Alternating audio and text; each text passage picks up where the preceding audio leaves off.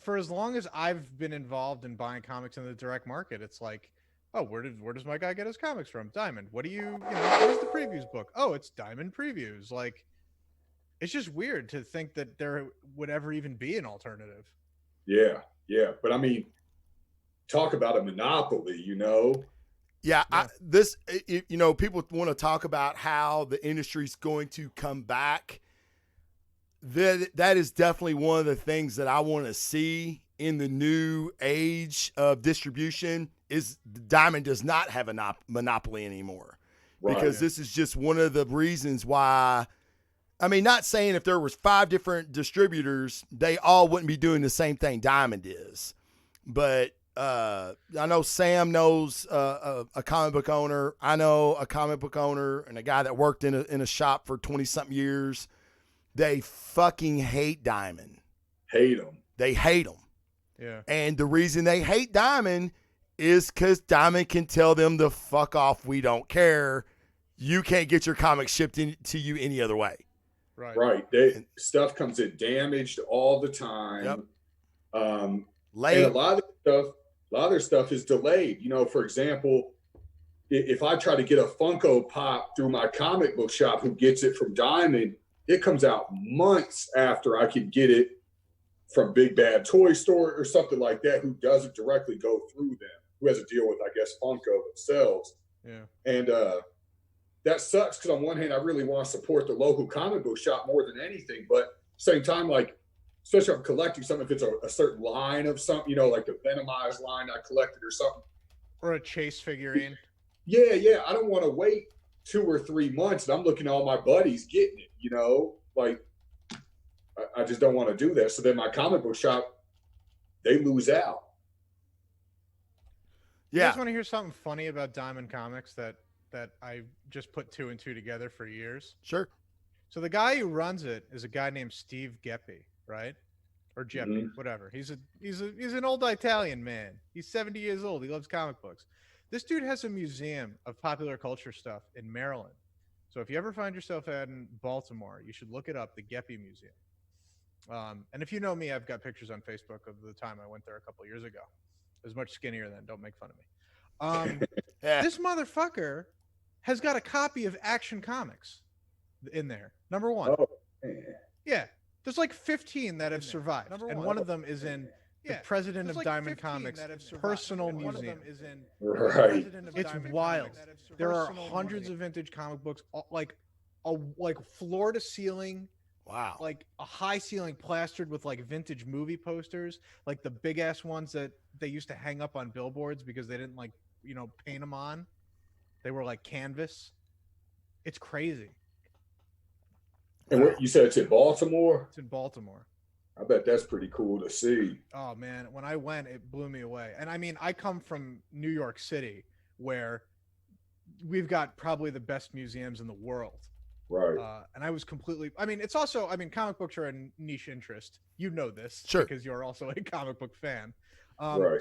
But I've never seen a whole museum basically dedicated to that entire craft. They've got like original Kirby pages. It's wild. Well, now they've got the pop. The IAFF recently had their 100-year anniversary, and I was lucky enough to be chosen to go. And we've got to visit local celebrity podcaster Travis Jones. Yes. Yeah.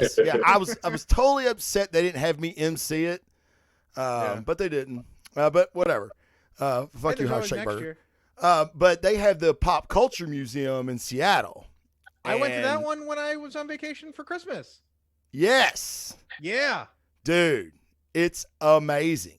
Like, it's amazing. I've got a ton of pictures too, and they've got like the original pages from old Claremont X-Men. I mean, it's awesome. Dude, they got clothes from The Princess Bride. They've got stuff from Harry Potter. They've got all the Marvel actual They've got studio Luke's hand suits from Empire Strikes Back. Yeah.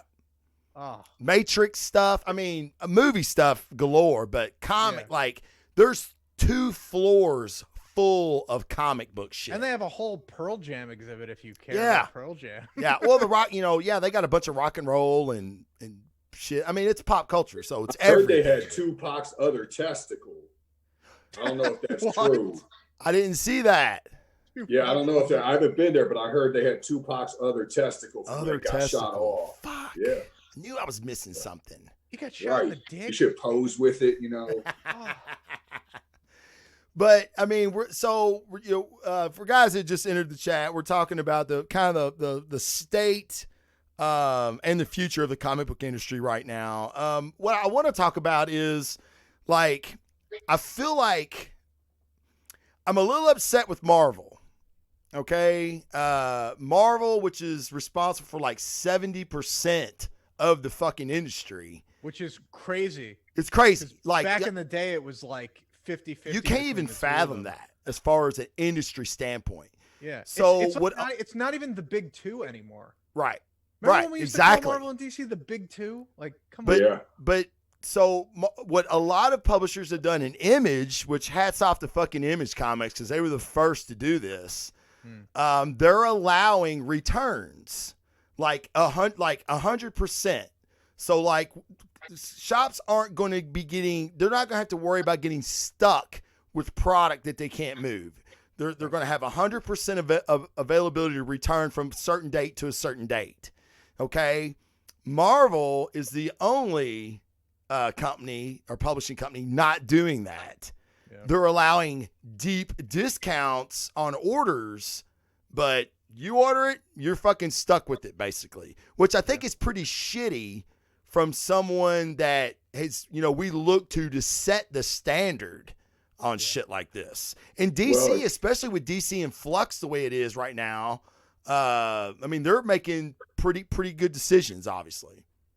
It's interesting because I can't reveal who it is, but I have a very close, we'll say person to me who works for a major corporation who has to work directly with Marvel. And granted, there's many different factions, Marvel Comics, Marvel Studios, Marvel the Marvel movies and all stuff. But hands down, this person tells me Marvel is easily the worst company that they ever have to work with. And he said it's solely because they know you need their characters. Sure. He said they're impossible to work with, to the point where they often question, do we even want to continue this business venture? Sure. Well, again, it's kind of like we were talking about with Diamond, in a business model, competition is always good. It's good for the business. It's good for the consumer because, people are constantly trying to battle for your dollar, for your business. So they have to be creative. They have to be accommodating. And now you've got somebody like Marvel, who is, like we said, 70% of the market share, saying, yeah, we'll give you a discount, fellas, but sink or swim. All right. It's not fair. Now, it's Casey, really funny when you look at the total history of Marvel Comics when they were bankrupt. Well, it's funny you say that because the article I was reading, they were one of the last to go with Diamond. They had a company called Crushing Heroes or something like that was doing their distribution. They went bankrupt, and they actually ended up buying that company before they went bankrupt. So they let that company go, like basically dissolved it because they had bought it. Yeah. And then they went with because the rest of the industry went with exclusive contracts with Diamond, and Marvel ended up following suit not long after the bankruptcy. So they were actually kind of one of the last dudes, like, hey, we got somebody else doing our shit. Oh, well, now we're with you. Now you got it all. So remember when comic books had like straight up subscriptions? Like they would mail. Oh, yeah. Yeah. Did y'all ever do that? No. I don't. either. I started reading regularly and buying my own stuff directly from a store, and since like 2006. Do you know why I didn't do that? Why? I mean, it's come a long way, right? Like I'm keeping them in case I do end up ever selling anything I have. Yeah. But like it has come so far, man, I gotta show you this. All right. Like, I don't know, like Sam, I know Sam buys comics online, but like you've got to see how these motherfuckers come packaged now. All the reading I do is digital. That's the reason I never did a subscription, because I was a freak about the condition of my comic book. Yeah. So I didn't want it to be fucked up in the mail like everything else. But I want to show you how they come. Hold on. Watch it be in like a big ass like CGC graded slab. Right. It's like carbonite, like Han Solo. That's it. It might as well be. Look at this shit. Like, okay. Oh yeah. So look, now wait a minute. And there's another cardboard. Let me see. Yeah. Wow, look, it goes in there. It folds over, comes down again. Then it's like this. And some of them have so much fucking tape on them. Mm-hmm. I mean, I have another knife, like a really, really sharp knife, just so I can get in one in about 5 minutes. It's crazy. It's crazy. Which you pay for that shit. Like because Sam will tell you, when you buy them online, especially like on eBay or something, everything's $4, $5, $6 to have it shipped. And it's fucking crazy. But that's one of the reasons I never did subscriptions, is because I was scared that I was going to crease or a bent corner or something on my book and just be fucking pissed. Yeah. I always just enjoyed like going to the comic book store. Exactly. And so that was kind of, like here in Louisville, I've used the Zone for the longest time. But before that, I would walk to the Great Escape, which was, in Louisville, it's on Bardstown Road. I'd walk over, I'd go to Homemade Pie and Ice Cream Kitchen, and eat some shit I probably shouldn't have been eating. Get myself done, clean my hands and everything. And then I'd go over to the Great Escape and hang out in there, buy some comics, they used to sell me parental advisory cassette tapes, right? I bought my first rap cassette tape with parental advisory from there when I was 10 years old. Dr. Dre, The Chronic, right? 1992. Classic. And And so I always just loved going in there. As a kid, it felt like a magical place. As an adult, we kind of see the curtains get pushed back. You're like, oh, this guy's kind of an asshole, and stuff like that, right? But as a kid, that place was magic. Like, you walked in, it's kind of dark. It smells a little different, which not necessarily is good. But as a kid, that's cool, and you're just like, oh, wow, look at all this. And, I can't remember what comics were at that point, $1.75 or $1.25. Yeah. And back in my day, we paid a nickel for our comics, and they were like 32 pages. 12 cents. And I was like, oh, man, I can only get a couple because I only got, a few bucks and stuff. And now, you got money, so you walk in, you're like, whatever, So a little bit of that magic is gone. But I always just thought it was such a magical time to walk into the comic book shop as a kid. Yes. Yeah. Yeah, it's the only place you can talk shop with people. Right. If you get a subscription, who the fuck are you going to talk to? Hey, Ma, what do you think of the latest Amazing Spider-Man? It's funny you say that because and the Great Escape was my place too. I'm quite a bit older than both you motherfuckers, so when you talk about, I remember when comics were 65 cents. You know what? Wait, before we get on that, do you know the first comic book you ever read? Or bought with your own money? Bought with my own money. I think I do. I don't. Part of me wants to guess something like first appearance of the Punisher, but I feel like that's even too old for you. No, I can tell you the one, because my dad used to read comics to me. Like, I used to sit on his lap and he would read comics. And the one comic that I remember being like, I fell in love with this motherfucker because he smoked cigars, he drank beer, and he fucking stabbed people. Steranko, Nick Fury. No. Wolverine. Chris Claremont and John Byrne's Wolverine. And it was the issue where it was an X-Men issue, but it was a solo adventure with Wolverine where he took on the Hellfire Club. Oh my God. I know that's the Dark Phoenix saga. No, he fights before that. It was before that. Before? It's a solo book where he basically is hunting the Hellfire Club. He infiltrates the Hellfire Club and starts killing the minions with the mask, with the white mask. It kind of looks like Court of Owl mask now, if I think about it. Yeah, I know. And there's the scene where he's in the basement and he's like, you had your best shot. Now it's my turn, right? Maybe, yeah. That's it, dude. That's Dark Phoenix. That's Dark. That's right before it. That's it's right before it. That's when Jason Wingard like fucks with Jean's brain, and he's like, "Hey, wouldn't it be cool if like you tried to kill all your friends?" And she's like, "I'm gonna eat the sun." Right. Well, it would see what's funny is like I remember thinking that, oh my God, like this dude is the fucking baddest motherfucker there is, you know? Yeah, it's Uncanny 133, May 1980. And like there's a picture of him, like he's grabbing one on the cover is like a picture of him grabbing one by the foot and throwing him or something. And there's some dudes on his back. What a month to be alive. Not only did you discover your love for fucking Wolverine and X-Men comics, Empire Strikes Back came out the same time. And I wouldn't be alive for another 10 years. God damn. I'm sure that I've read some comics before this point or anything like that.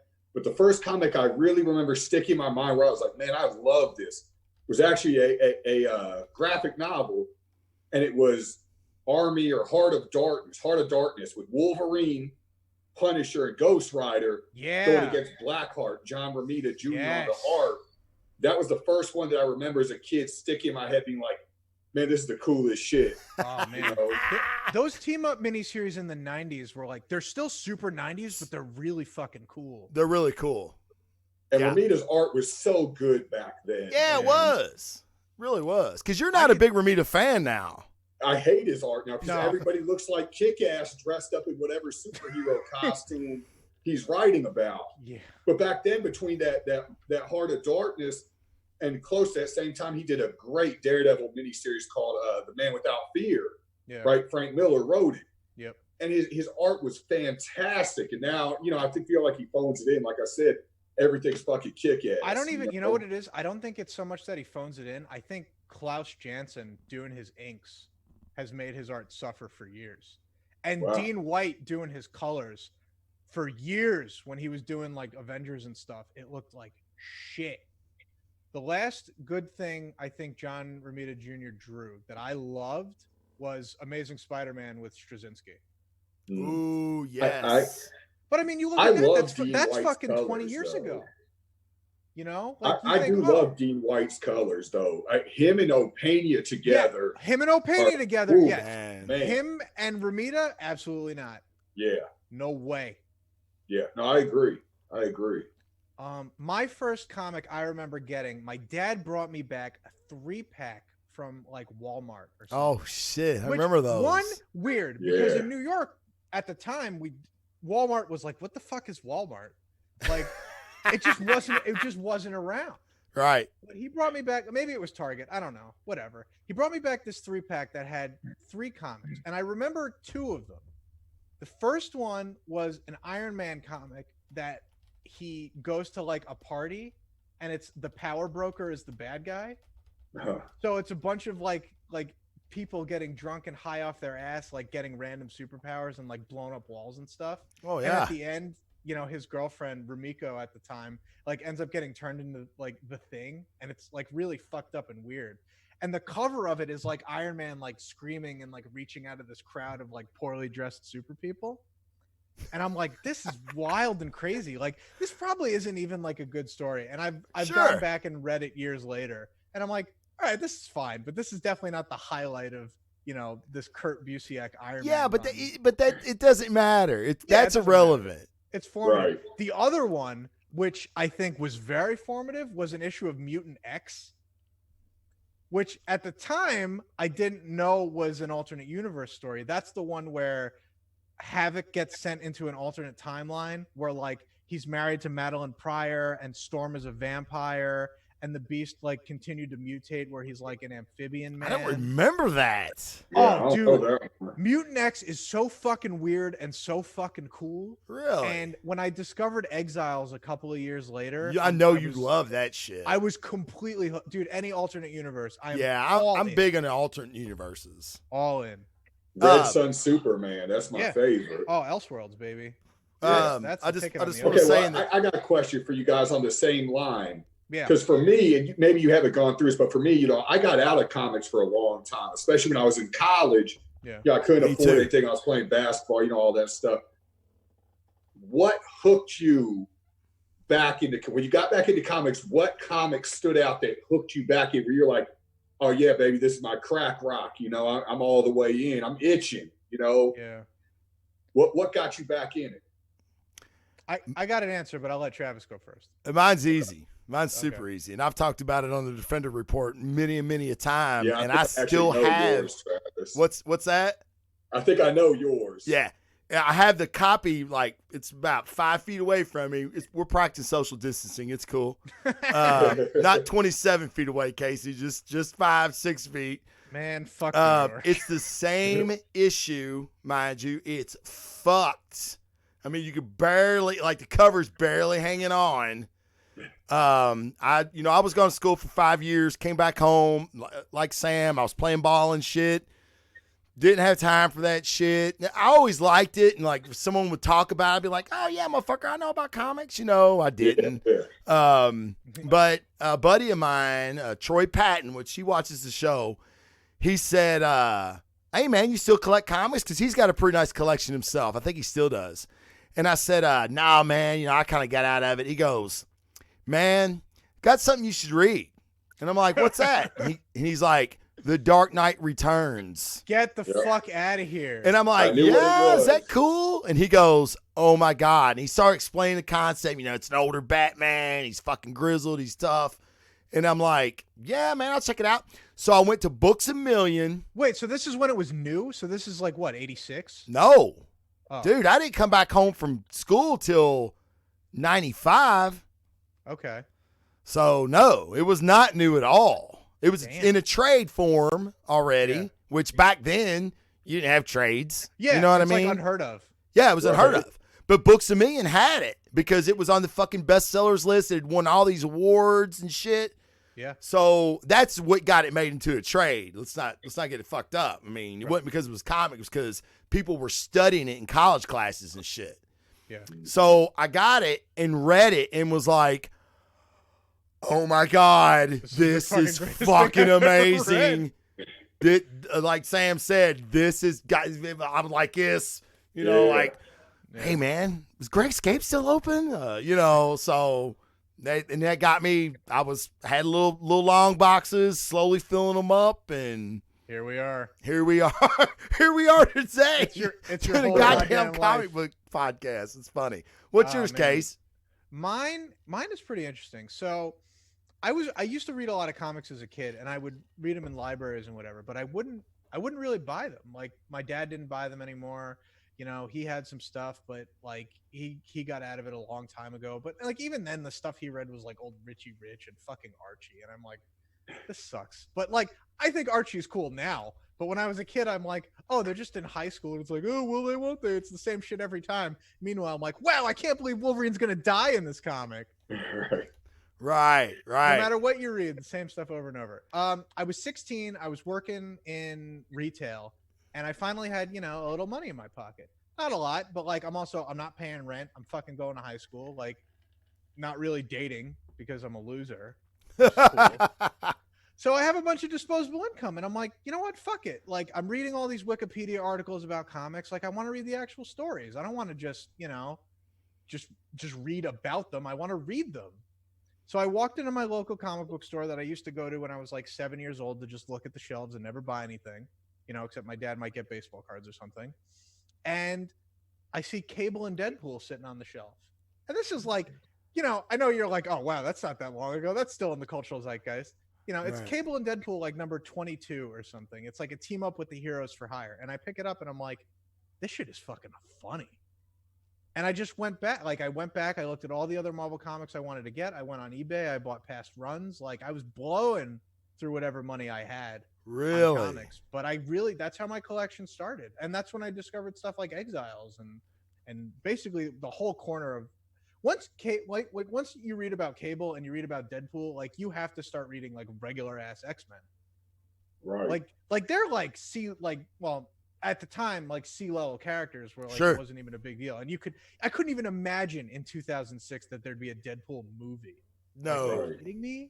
Hell no. But back then it was just engaging. I'd look some up on the internet. I'd go buy it online. And then it grew and grew. And now I've got fucking 12 long boxes to my name. Nice. Sam, what's your book? So there was actually two. And like I said, I had got out of comics for a long time, you know, school, basketball, girls, you know, all that. Girls, yeah. And, Girls. And so it was my buddy here in Louisville, Emery Richards. It was my birthday. It was in August. And he brought me some comic books because he loves comics. He's actually who introduced me to Dan at the Zone and everything like that. And I was like, dude, don't give these to me, man, because I already know. You know what I mean? I'm in comic book recovery, you know, like 12 years sober. And I started reading them. And it was, the comics he gave me were okay. They were kind of corny. It was Image's knockoff of Captain America. I forget what Fighting his name American? is. Yeah, the Fighting American. Fighting American. Yeah.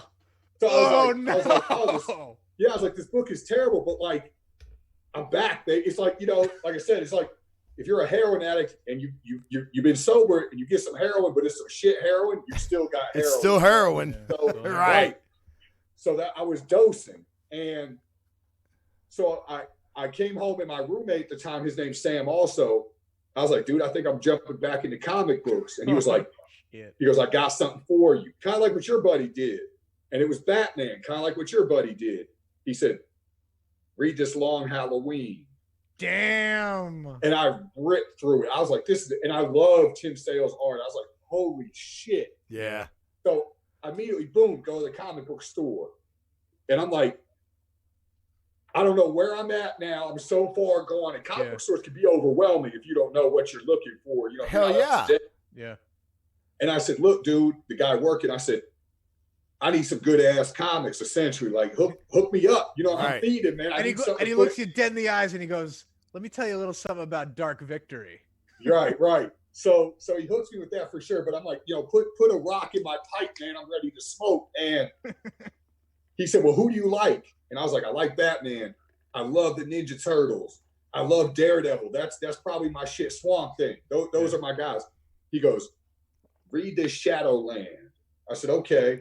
A lot of people don't like Shadowland. I loved it. I loved it. Yeah. When he hooked Bullseye up through with the side, just like how Bullseye had done to Elektra, which was something I had read back in the days, I was all the way hooked. Between that Long Halloween and that Shadowland, I was in. And then so I go to Dan's shop at the Zone, and I'm talking to him, and he said, man, you're a Ninja Turtles fan, right? I said, yeah.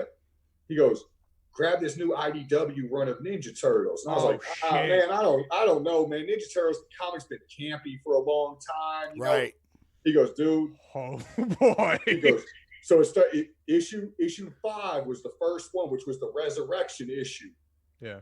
And he said, read this.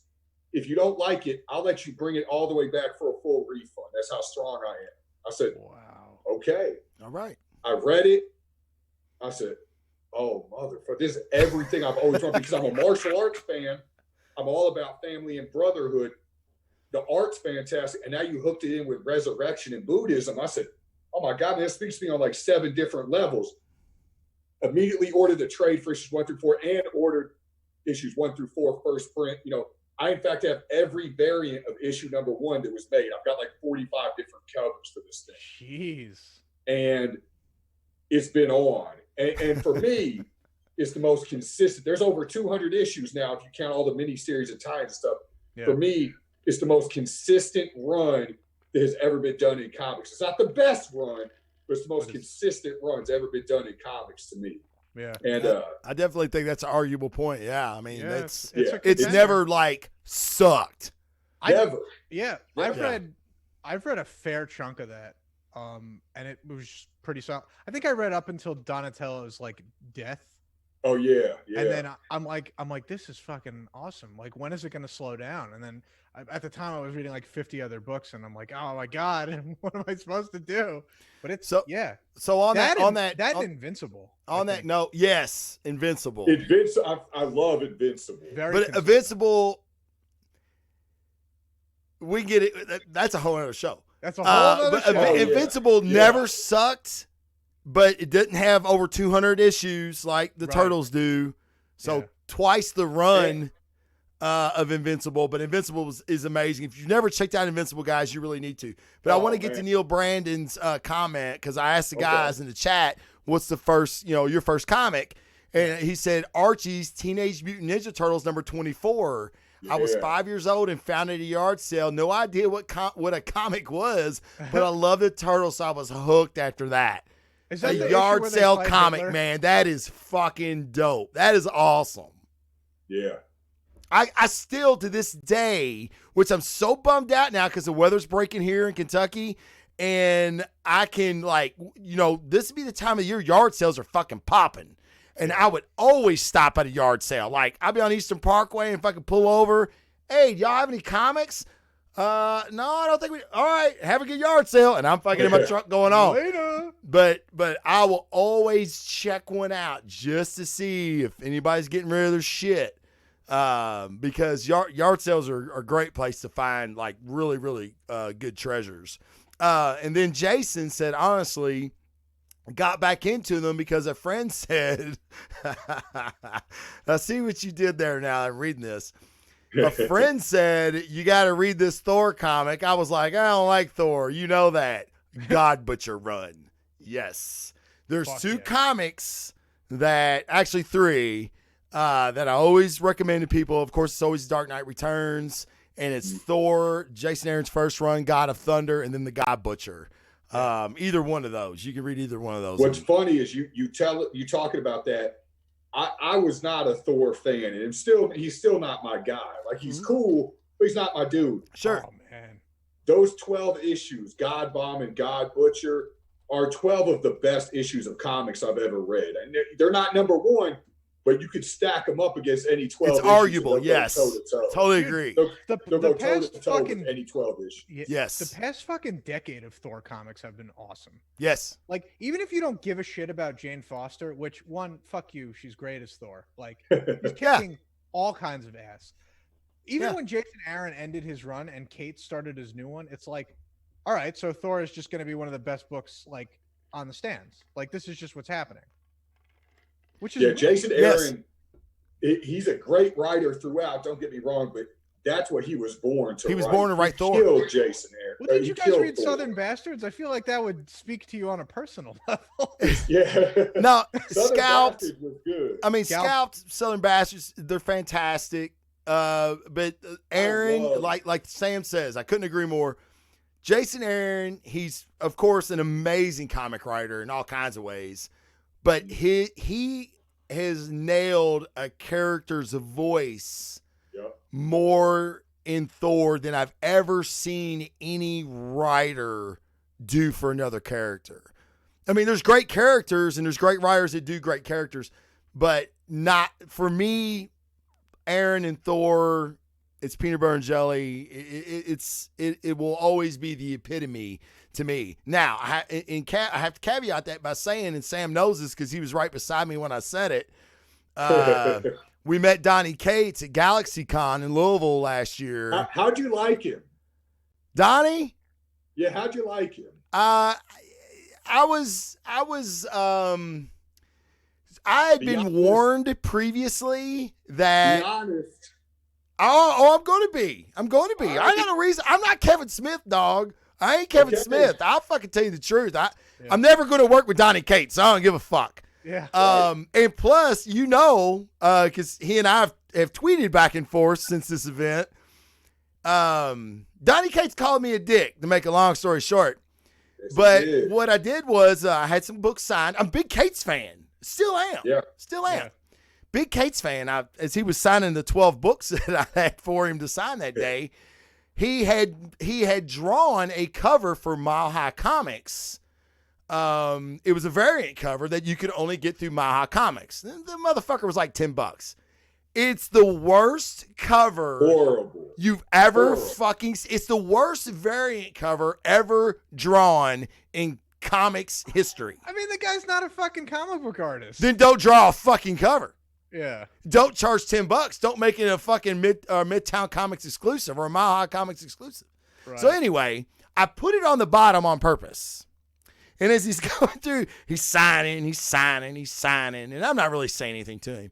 And I said, hey, man, I need to warn you. The book on the bottom, the last book you signed, it is the worst cover I've ever had signed by the artist ever. And before he was about 5 books in, and he goes, "You dick," and we laughed. We had a big laugh. But what did he say? What did he say? Oh, because I'll tell you exactly. Because Casey Look, said this is exactly how he said it. Artist, right? Exactly. Wait. Casey said he goes, he's not a comic book artist. Yes. What did he say to you about it? He goes, "Still got paid though." Yep, that's exactly what he said. That's exactly what he said. Said it just like that too, dog. like gangsta, like he went gangsta on me. I don't know how anybody goes into comics thinking they're gonna make money. Right. Yeah. Well, anyway, so Sam starts telling him about how, "Hey man, I'm really hyped about you being on Thor. Like looking forward to that run, you know." And I said, I'm already done. Like, 'cause Sam was behind me, I'm already done. I'm like just peanut gallery in the background. And I go, "Big shoes to fill, dog." And you remember what he said, Sam? Yeah, he goes, "You think I don't stay up at night, all nights losing sleep, thinking about that, dog?" Yeah. Yeah, he was talking shit to me, basically. Yeah. Like, I was about to say, "Donnie, I'll drag your ass out behind that fucking booth, take your hot-ass girlfriend, and she'll never remember your name after tomorrow. So don't talk shit, dude." But I have to say, he has fucking killed it on Thor. He's killed it. I mean, he's a good writer. Although, I do think his Venom has dropped way off. Oh, it has. I think he's split now. Yeah. I mean, I don't know where he's, the Venom run finished, where he was just solely doing Venom and some other shit here and there, to where he started the Thor run. But we've seen it. I mean, you've seen it. Casey's seen it many a time, especially with artists, right? Yeah. When they start getting spread thin, one project doesn't get their 100% effort. And some guys can pull it off, some guys can't. The epitome to that, and he did not pull it off, was Brian Bendis when he was at Marvel towards the end. He was writing like 10 books, and they were all very average. Garbage. Bendis has been I like to think that guy's been phoning it in for years. I do too. I don't understand why he gets the name that he does. Listen, don't get me. He's written some good shit. His Daredevil, incredible. His Daredevil's incredible. Powers, fucking great. Alias was the best shit that he did, and it was the shit that put him on the map. And to me, Alias is still. I'll give the Daredevil run its due. I will say it was good. I ain't gonna say it was fucking fantastic. It wasn't as good as the Alias run for me. Even the Alias like adjacent stuff he did, like when it became the Pulse. Yeah, like that was still fine.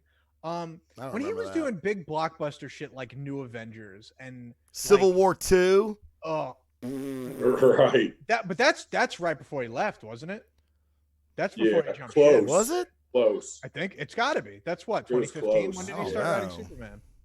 He was on that Guardians book that was real average. Oh, yes. He ruined Guardians. He ruined Guardians. Is he the one that made Groot talk? Yes. That's it's weird. Keith Giffen brought Groot back for Annihilation Conquest, right? And he talked in that like normal, like he was like very regal, like he's like, "How dare you, like unhand the king of Planet X and all this." But then when he got blown up and resurrected, all he would say was, "I am Groot." And that was Abnett Lanning who did that. Oh, okay. And that was like that for years. And then, of course, they did the movie about it. But fucking Bendis brings Groot back and he fucking talks like normal. And I'm like, what the fuck is going on? No. Yeah, why are you was giving Groot terrible. subtitles? It's terrible. He made Venom a Guardian too. Flash Thompson became a Guardian. That I don't hate. Yeah, it didn't work for me. It didn't work for me either. Venom Space Knight, I thought that was neat. Yeah, it didn't. I don't know. I mean, I'll tell you what, like I Venom don't in general. So I'll fucking, if you want to give me like an original story where it's like, oh, it's Venom, but in space, I'm like, fuck, okay. That's fine. true. I'll give you that. I bought 4 issues of Space Punisher, man. I'm ready for anything. I don't know what I just want Jason to expand on this in the chat. He said, "I hate Bendis, but without him, we would not have the Guardians of the Galaxy movie." You're absolutely wrong. Without Dan Abnett, Yeah, I don't. Andy Lanning, Yeah, we wouldn't have exactly. the Guardians movie. Because That's again, entirely like what you it's said, based on. they didn't use the Groot. They didn't use Bendis's Groot. They used his Groot. Yeah, Yeah, I don't. Bendis is. I feel like they used Bendis as Star-Lord, and yes, that's about it. Yes, they did. That's Which is way better than the original Star-Lord. Yeah. So I will give Bendis that. But like he goes to DC, and what's the first fucking thing he does is he I'm gonna change Superman's origin story. Yes. The most famous origin in the history of comic books. Krypton didn't blow up because it was abused for centuries. There was this dude right here destroyed it. Stupid. It's like, oh my God, that's fucking stupid. I mean, to me, that falls in the same line as gender swaps or race swaps on established characters. That absolutely brings nothing to the fucking story. That does nothing to further the story. I mean, it does nothing. He's trying to sell comics. It's lazy. It's so fucking lazy. And he's trying to sell fucking comics because he's new at DC. Yeah, that was a weird acquisition. So in that vein, because I think I have one of his books here. I do. Oh. I do. So we're talking about the future. So let's talk about the future of the comic industry real quick. Gail Simone, which I thought was fantastic. Everything she touched. Hey, Casey, did you see the chat? What? Destructor 92,000. That's fucking awesome, dude, by the way. Might as well bring in Snowflake and Safe Space. I'm not ready to touch. Do you know what he's talking about? You've heard about You this? get Destructor. Not only do you have the best name in the chat right now, that is right now the number one comment. I will give you that. That's pretty good, buddy. Well, you know the context for what he's talking about, right? Yeah. Oh, yeah. The fucking New Warriors The book? the New Warriors. Oh, my God. Listen. It's fucking terrible. Can I go on a bit here? Or we? Nah, yeah, go ahead. Fuck it. All right, fuck it. I am 100% about there being more representation and stuff in comic books. Absolutely. Okay. You want to throw in trans characters? Do it. Gay characters? Yes. Non-binary folk? Fucking, I'm all about it. Comics need to be representative of the world in which we live, and there are all kinds of people in it. True. How the fuck do you in any way think that a character named Snowflake and Safe Space could possibly be a good idea? It's beyond me.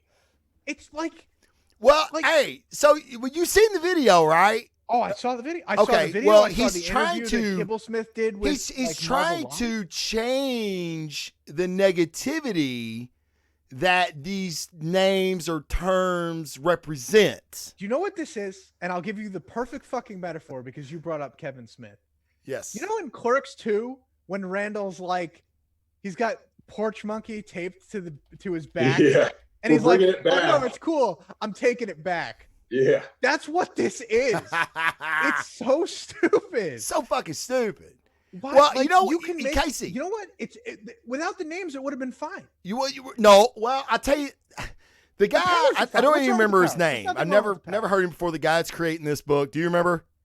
He did a bunch of stuff with War of the Realms. Okay. I think when he got his start. So he first talks about how edgy he thought the New Warriors were when he first read them, and I was like, the motherfuckers weren't edgy. I don't think so. These guys are the fucking Junior Avengers. They're white bread. It was in the time of Image Comics. Yeah. I mean, if anybody was fucking bad boys of comics, it was the Image guys. You know what I mean? Yeah. I don't know. So yeah, all right. So we were talking about Bendis. We're talking about the future of comics. Gail Simone, which I'm a big fan. I'm a big fan of hers. Everything she does is great. Yeah, she's fantastic. And she actually tweeted out that she thought the big two, Marvel and DC, should band together to help people come back when everything settles down, they start creating new product and stuff again, that the big two band together and do another crossover event. Now, I posted it on the page, and it was surprisingly, a lot of people were like, they remember in the past crossovers with DC and Marvel. Very uneventful, right? Well, other than the mashups. No, well, hold on. DC versus Marvel is silly and ridiculous and stupid, and I love it. I love everything about it. I love Amalgam Comics. It's the best, but it's awful. It doesn't have to be, though. JLA Avengers was incredible. It was okay. Come on. It was okay. You never had a definitive winner in anything. Yeah, but I mean, that's no. You said yeah, so therefore then I'm right. That's not true. Flash is definitely faster than Quicksilver. What? Yeah, but there's Cap, a definitive. the fight that everybody wanted to see between Batman and Captain America was a fucking draw. You know, no draws. No one like. That's why we hate soccer in America. God damn it, we don't want 0-0. Nothing ends in a fucking tie in America. We have to have a fucking winner. Yeah. Crossover events are no different. I know that a creator's going to get his fucking feelings hurt, but that's what fans want. And I think that's what Gale is saying, is that we have I've said this on the show many a time, and Sam, I know you've heard this. I feel like we are in a new era, like a new golden era of writers and artists in the comic industry. I feel like we're going to look back on a lot of these books in 20 years and be like, whoa, man, Cosmic Ghost Rider, maybe a flop, it may not be, but like Aaron's Thor, King's Batman, whatever you want to talk about. I just feel like there's a shit ton of great new artists and writers. Like this is like, Fabok and these guys, like, a lot of people don't even know their fucking names, but they're going to because they're fantastic.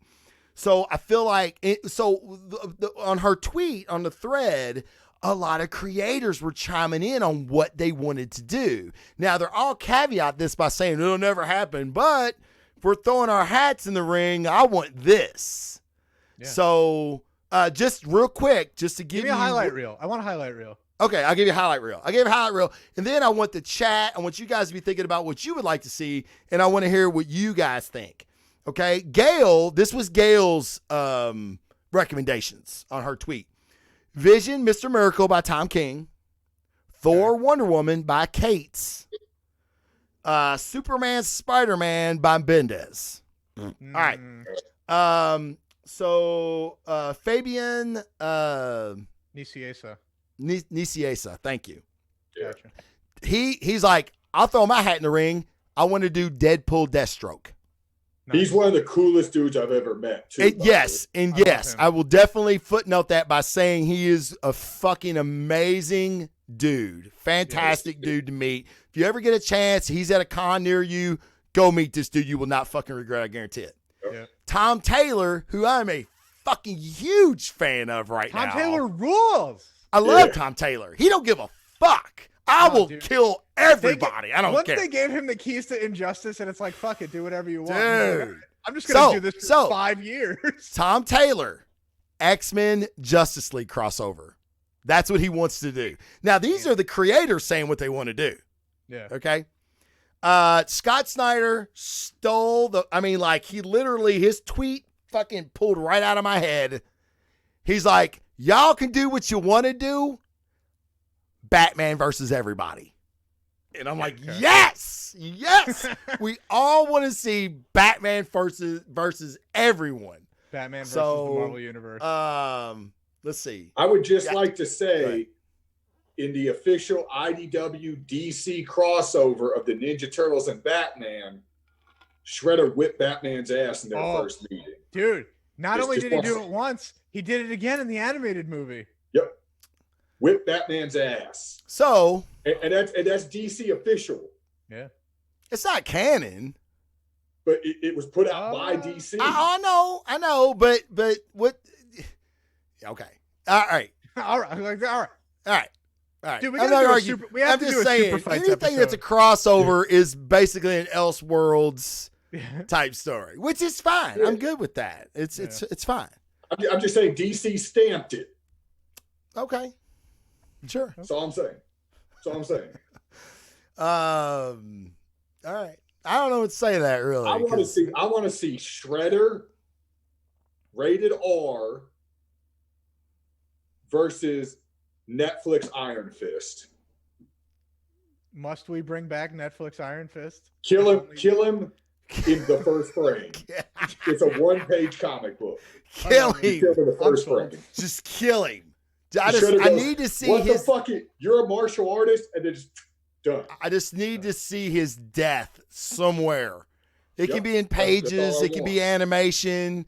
It can be anime, manga, whatever the fuck. I don't care. I just need to see that fucking If we got Danny someone in Rand the chat die. room, if we got someone in the chat who's a good artist, draw that shit, send it to us, even digitally, and we'll put it up on all our pages. Right. Yes. Oh, fuck yeah. I'll make it my profile picture. Oh, yeah. I'll make it my profile picture. So, Casey, give me the crossover that you would like to see and the creator. So, real quick, Destructor 92,000 says, nah, I'd rather see Shredder versus Jessica Jones. I think he's talking about some X-rated stuff. I think you are. I think you're looking at a Pornhub version. I don't Which know I would not be opposed to either, mind you, Destructor. Just me and you right here, dog. Casey, who you want to see and creator? All right. You could do anybody. So this is going to be a cheap answer because I've wanted this one for years. Well, it's not cheap then. All right, okay. It's Paul Dini writing, Dustin Nguyen on art. Okay. Batman Daredevil. Ooh. I will also take Ed Brubaker writing. Okay. And this is based on some fan art Nguyen did a couple of years back. That's 2 covers, and it's The Devil That Came to Gotham and A Bat in Hell's Kitchen. Oh, wow. 2-part story. Damn. Yeah. I like that. That sounds cool as hell. I got to show you the covers, man. Yes, absolutely. What do you think about that, Sam? You're a big Daredevil and Batman fan. I would love it. Yeah. But I mean, sign me up. Yeah. So I also want to say, because people on the page were like, nah, I don't want any more crossover shit, blah blah blah. And I'm like, no. If these creators were to get these characters and get to do what they want to do, again, Elseworld story, it's really not canon. It's just something to get fans back. I'm all for it. And in like, I was looking at the tweets and I was haters love the internet, right? Yeah. And a lot of people were like, that would get me buying comic books again. That would get my money. That, and I was like, holy shit. It was like overwhelmingly positive on Twitter. Twitter is the West End of Louisville, dude. Like Twitter, like I've got a theory about social media. So, Twitter, fucking West End. Like you're going to buy drugs. You better be strapped or you're going to get clapped. All right. Facebook, if you know how to navigate Facebook can be okay. Like Facebook is a suburb, borderline got some bad neighbors. Instagram is a goddamn prospect. It's it's the East End. It's very, very nice. It's Manhattan. It's just super rich and everybody fucking loves everybody. Okay. So for Twitter to be so positive on this, I was like, wow, man, I hope creators are looking, or publishers, I should say, are looking at this, because this actually could be something to get fans to come back. Sam, who you want? I'm torn because I got 2. I want to see, similar to what Casey said, I want to see Daredevil and the Ninja Turtles, because even though they're not Marvel, because the Ninja Turtles are based off of Daredevil. Yeah, right? He's in their origin. Right. For sure. Right. Absolutely. I mean, Splinter is a piece of stick who trained Daredevil. You got the foot and the hand. There's so many things they did as a homage to Daredevil. Well, more than that, like Daredevil's the kid that they get hit with the same chemicals. Right, exactly. The same chemicals, that cause him to go blind and then to mutate. And there's tons more. So I would love to see that. And I think I would really like to see Ed Brubaker write that. And I would really love to see Daniel Acuna draw that. That's an interesting choice. Yeah. Acuna drawing the turtles. Yeah. Man, that would be fucking amazing. And then so my other one is I just want, because it's off the wall. All right. I want to see Silver Surfer Bad versus Swamp Thing. What? Nice. Because I think it would just be nuts. You've got the Power Cosmic versus to me, the most powerful character in comic books. Okay. And I would love to see, I'm not sure who I'd like to write that yet. Who would you like to see draw it? Draw it, Trad Moore. Really? What? Yep. Oh, because it would wow. be so trippy. I took some mushrooms. It would be wild, man. Okay. And if I go for it, I would say, because I love Fabok Swamp. I would have gone for Fabok right away. I would kill the Fabok was my first answer. But now that you're talking like being trippy, Sorrento? Yeah. Oh, Sorrentino. Yeah. I think that would be a fucking, like, you're right. You could make Jeff Lemire write that and go Lemire and Sorrentino. Ooh, yeah, Lemire and Sorrentino. They're perfect together, man. That'd be nice. Would be.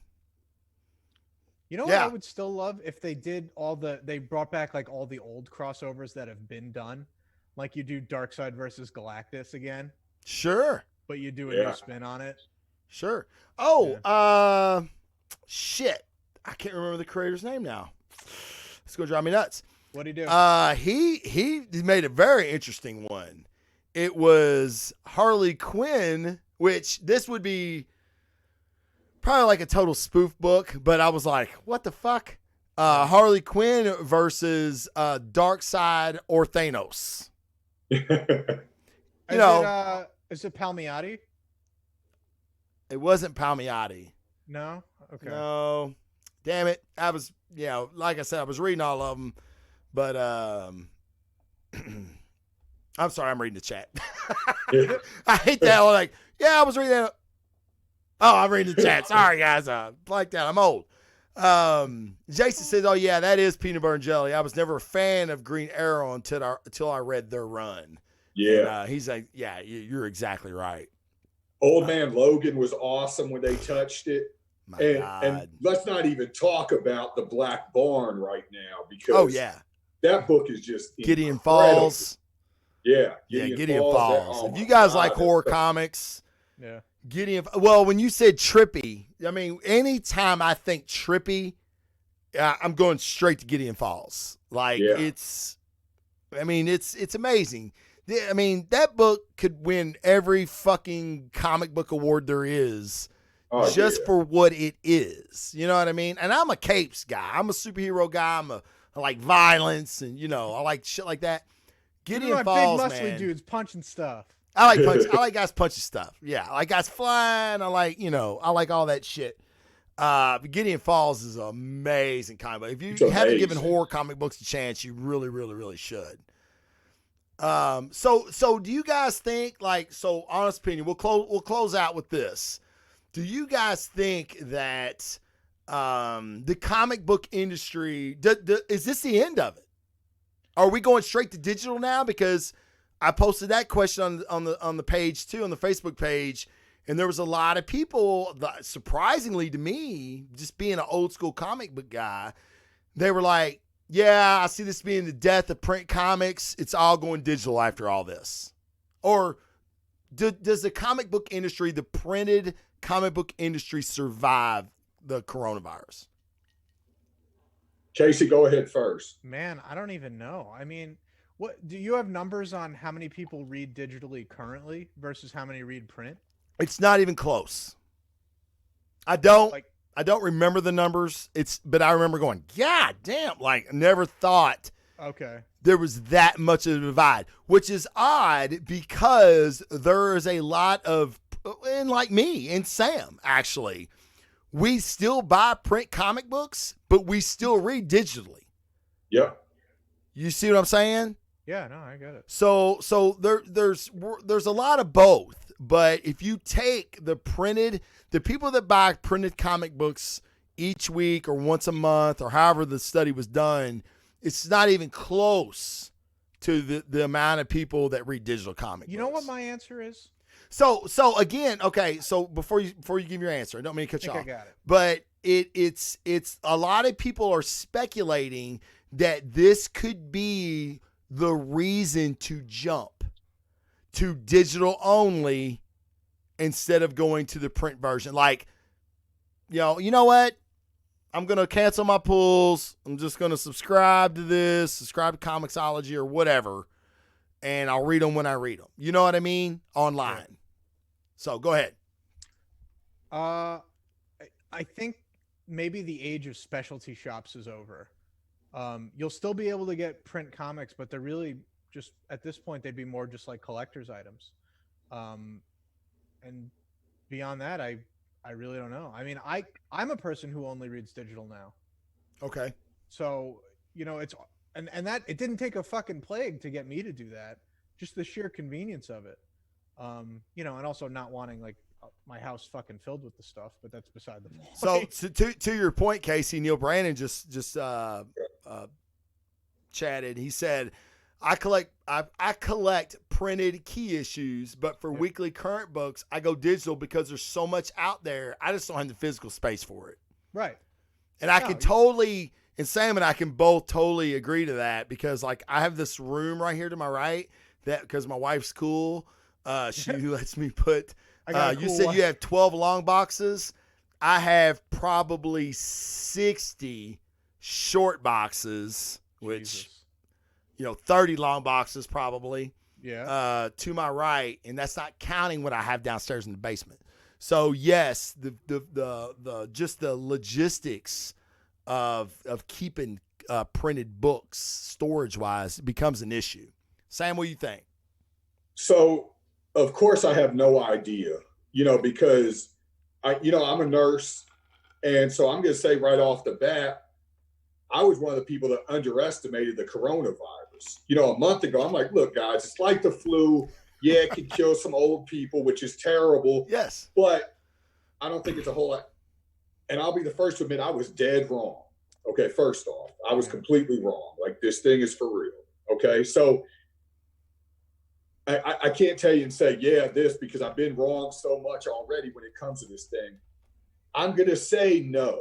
It's not the death of comics, and I have two reasons why I lean that way. One, I don't think specialty shops are going to close down, because I think you're still going to have them for toy purchases. Toys, statues, those type of things you have to get physically are going to keep those comic book stores open where they'll still carry some comic books.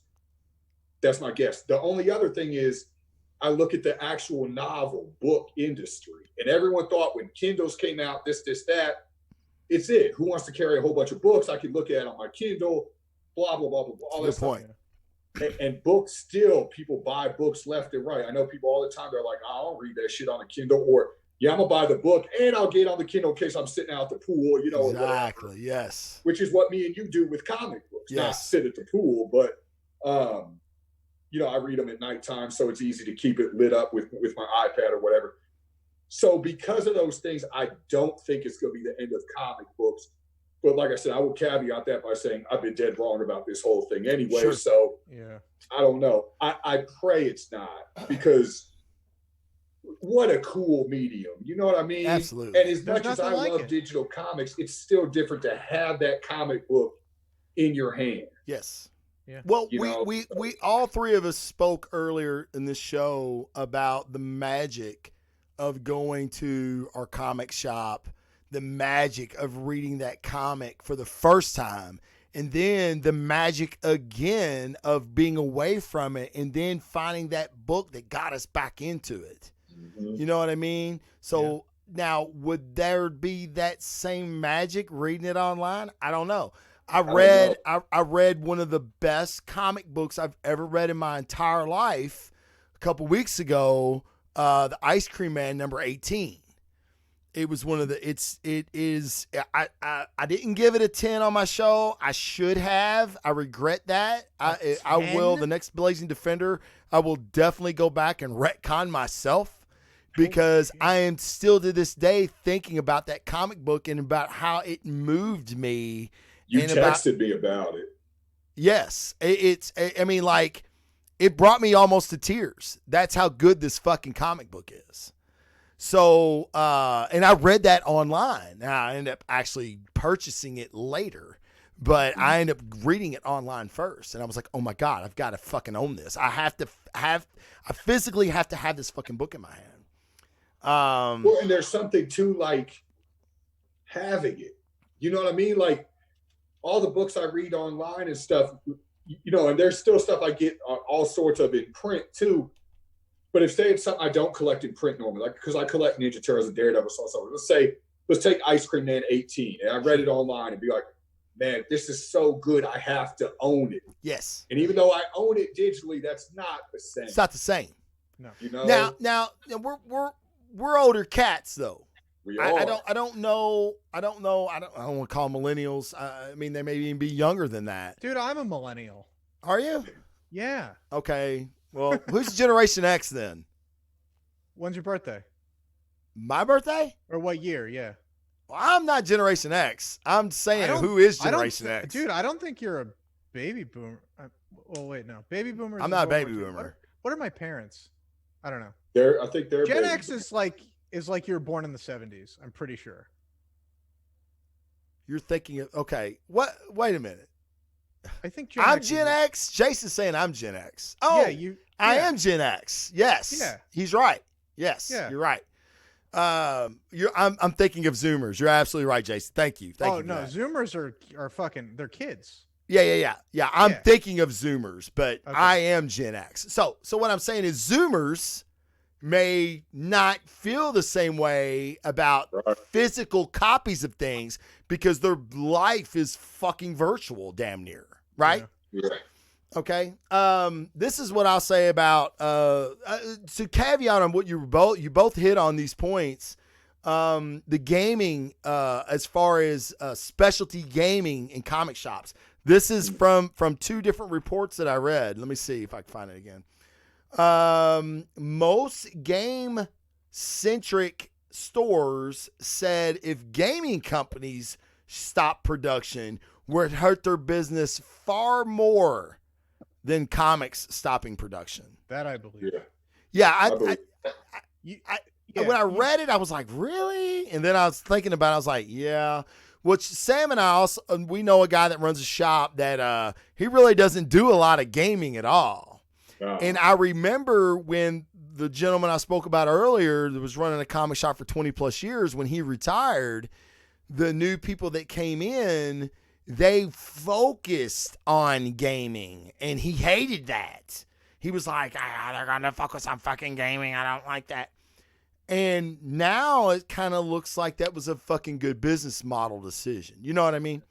As far as I go on it, I'll always say the art of, or the physical, the ability to open up an old back issue and smell that fucking mildew in your nose from the pages, stuff like that, you'll never replace fucking digitally. Now, I'll also caveat that by stealing Sam's word, by saying that I know that feeling.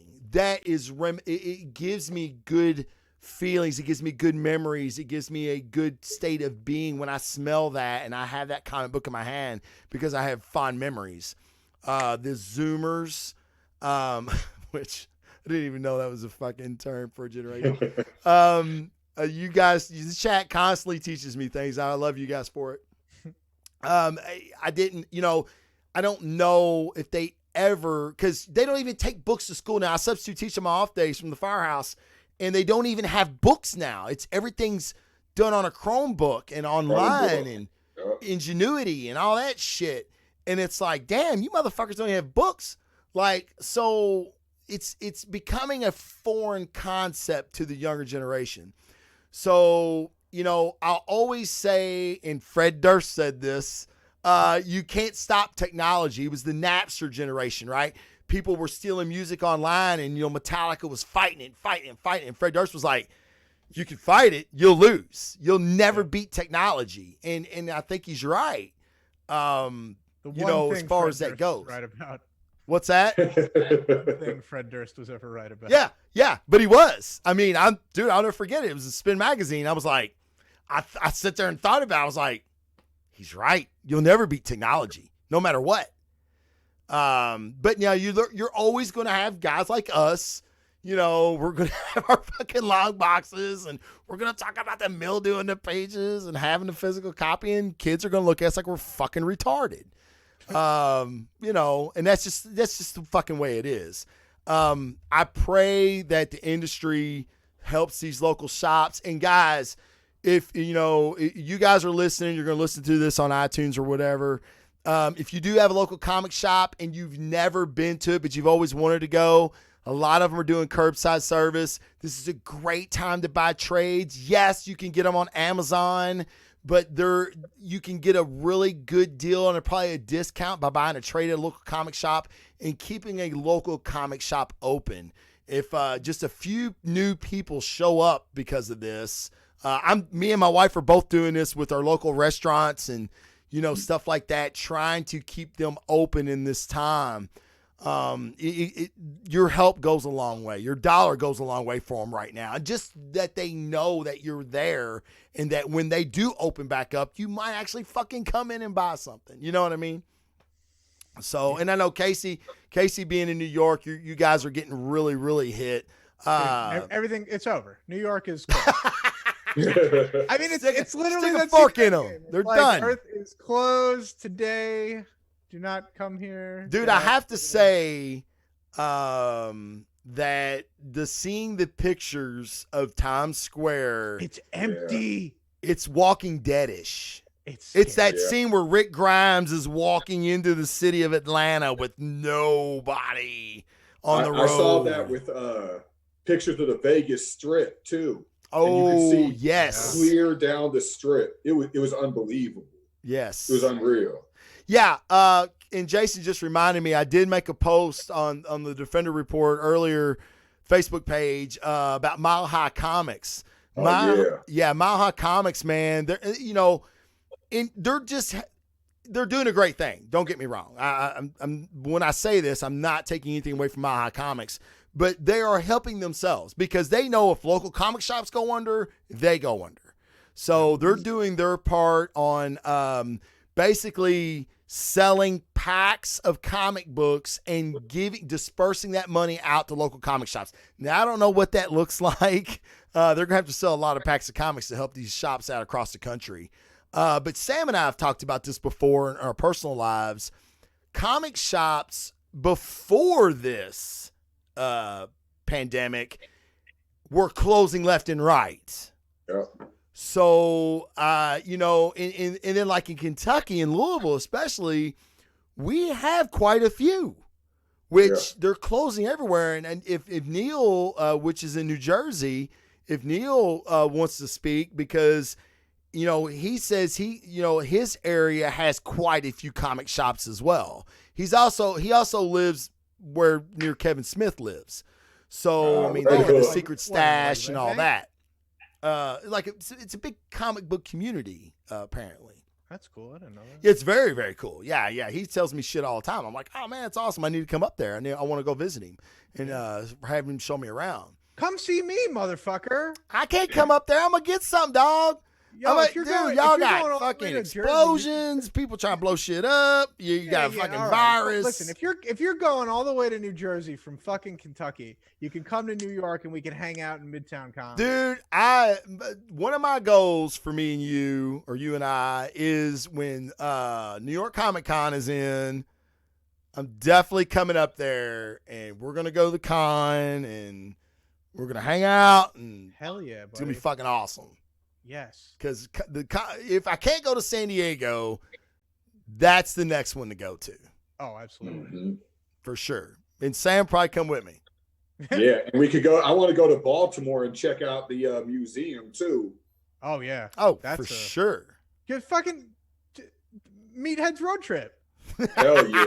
Yeah. Yeah. Fuck yeah. Hey, I've got a portable cooler, man. We can stuff it full of chicken and shit. Oh yeah. Yeah. Bourbon don't have to stay cold. That's right. I drink it fucking room temperature all day long. So Neil did respond. He said, I'm in southern New Jersey. Secret Stash is about an hour from me. Okay. We're a very, very pop culture heavy state. There's at least 10 shops within an hour of me. Hey, man, you guys are the home of the boss. Like, New Jersey might be the greatest state of all time. It's true. Good point. That's the first time anyone's ever said that, Casey. Yeah, right? Yeah. Well, Sam, I mean, we have The Great Escape, The Zone, Roll of the Die, Comic Book World, Cardboard Heroes. The Final Destination. I forgot about them, yes. Great Escape. So yeah, 6 or 7 right there. Yeah, and those are like 5 minutes away, 10 minutes away from me. Yeah, total. I would say from the furthest to the furthest, you're probably talking 20 to 25 minutes. Yes. Wow. Yeah. And then there's another big comic book world that like really has a lot of incredible classic stuff in Versailles, Kentucky, which is about an hour from here. Mm-hmm. I don't know if they have any other shops out there. I don't get out there much, but I know they're a really, really big shop. Neil said that's what they did right before lockdown started. I spent the day hitting up all local shops to get my fix before all the Smiths started. Pop Comics. Dr. Feelgood says Pop Comics. Oh, fuck. Pop Comics. It's a street over from me. It's new. It's new. I apologize. I do apologize. I don't even know that one. You don't know that one? Nah. Yeah, it's brand new. It's beside the not a Subway. It's a sub place. Penn Station. It's beside a Penn Station right here at Preston Highway in Hess. Yeah. Sorry, Dr. Feelgood. You're right. Pop Comics. I've totally fucking lost that one. It's right down the street from me. I love the local color on this show. Yeah, man. Yeah, dude. We get it in. Me and Travis know some people. We know some people. We know some people, Casey. We don't live in New York, but we know some people. You know what I'm saying? Know a couple people. But yeah, so guys, we're at about an hour and 17 minutes. Fantastic discussion. Dude, the two dudes that I wanted on this show tonight, because this is what I wanted to talk about. Are you two. So thank you so much for being on the show. Big Sam, Seafood fucking Sam. Tell guys where they can find you on the internet and wherever. Yeah, right now you can't find me because everything's shut down. So the school is closed. But no, we have a website. You could go to www.kungfulu. That's L-O-U like Louisville. kungfulu.com. I'm on Facebook. My name's Sam Wittershine, and my business, Anloon Guan, AUNLOON, It means House of the Peaceful Dragon. We're on Facebook. We're on Instagram. You got my website. Message me if you got questions, anything. We teach authentic Shaolin 5 animal style techniques. So just like you saw in the old chop sake movies where the mouth and the words don't match up. My face to your foot style. Yeah, exactly. All that. And I teach Gang or Yang style Tai Chi. So if you're around and you want to check it out, come check it out. First class is always free. It's my passion. I've been doing it 19 years. So I'd love to see you. Casey. I don't do any physical fitness. I feel like I should get that out of the way.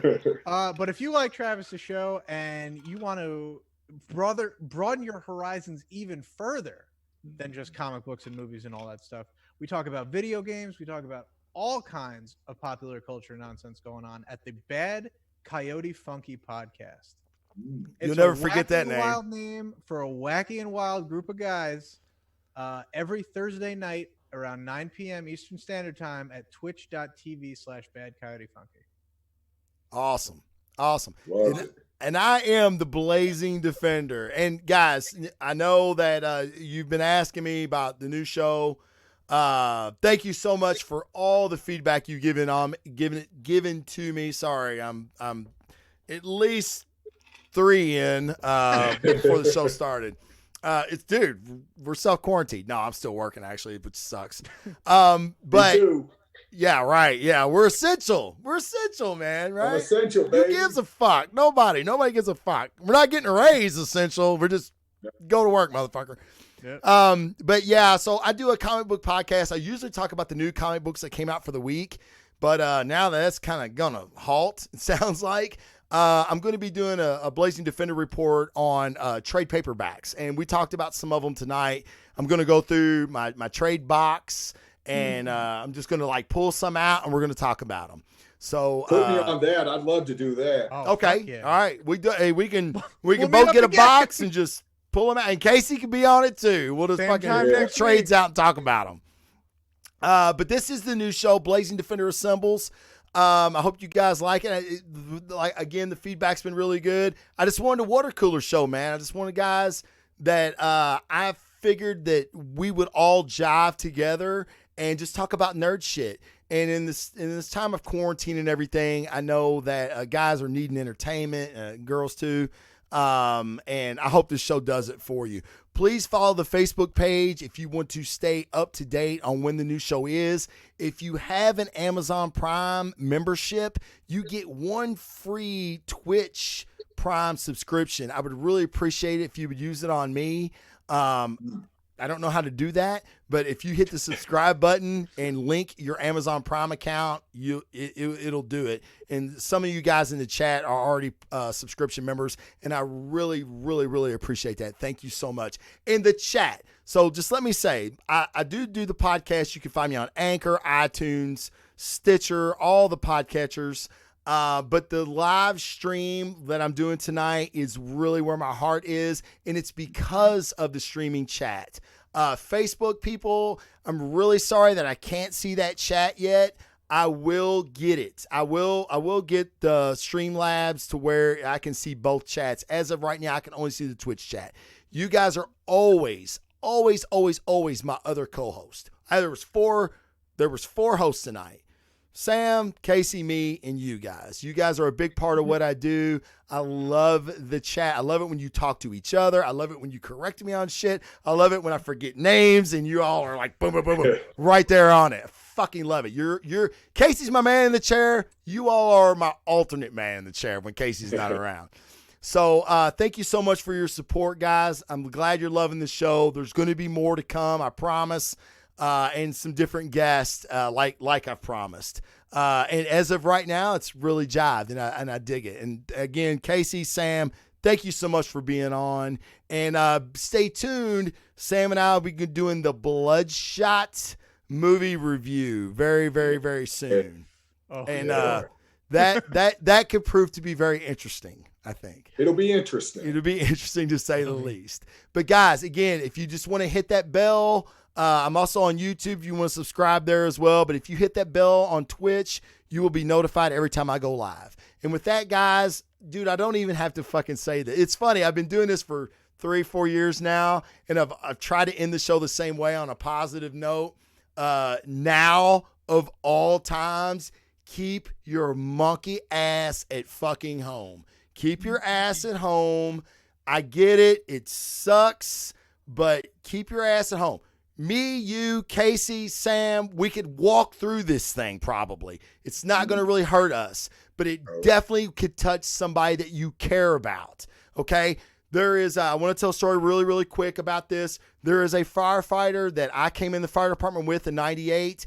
He has a coronavirus. He has been hospitalized with pneumonia for the last 9 to 10 days. He's been fighting a fever. His liver enzymes are so elevated because of all the Tylenol to fight the fever. They can't give him Tylenol anymore. And the worst thing, he's in total isolation. He can't see any of his family. He can't see his girlfriend. He can't see his kids. And so he's maybe a couple years younger than me. So he's 46 maybe. So it is affecting him. It is affecting some younger people. Okay. Now, I don't know what his whole story is, but just be fucking safe and keep your fucking ass at home. And Casey being in New York, he knows that better than anybody. Okay. They're total lockdown. If you don't want Kentucky and Louisville to get totally locked down, stay your fucking ass at home. Don't do it just for yourself. Do it for fucking everybody you love. Yes, Sam. Can I add one thing to that? Yes. Okay, so I'm a nurse, but I work in mental health. I'm a psychiatric nurse and substance abuse nurse. At the same time, keep yourself home, like Travis said, please. Casey will tell you they have to stay 27 feet away from each other now. I heard it on the news today, man. 27 feet. Okay, so that's the future of this. I have friends in China from Kung Fu, and the things they tell me that happened were horrific. They're starting to return to normal now, but it took 4 months, which is what we could be facing. Yes. If you guys don't listen to what we're telling you, what everyone's telling you, stay home. What I want to add to that on a psychiatric note is hug somebody that you're already in quarantine with. Don't go hugging other people, please. Call someone, video chat somebody. Yes. Tell them what they mean to you.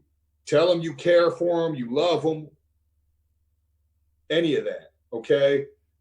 Because right now, people's mental health is really being tested.